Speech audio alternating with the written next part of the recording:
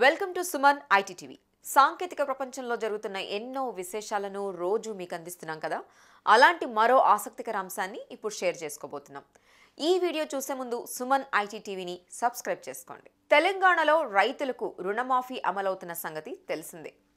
ఎన్నికల హామీలో భాగంగా సర్కార్ ఈ నిర్ణయం తీసుకుంది.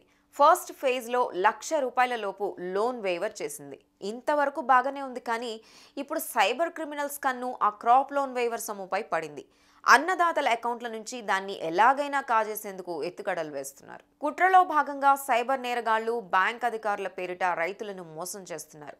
ఫోన్ ద్వారా వారిని కాంటాక్ట్ అయి హానికరమైన ఏపీకే ఫైల్స్ను పంపుతున్నారు.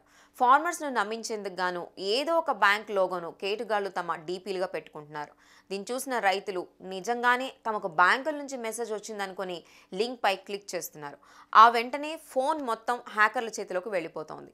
దీంతో ఓటీపీలను తెలుసుకొని అన్నదాతల సొమ్మును వాళ్ళు కాజేస్తున్నారు. ఈ పరిస్థితుల్లో రైతులు అలర్ట్గా ఉండాలని సైబర్ సెక్యూరిటీ బ్యూరో సూచించింది.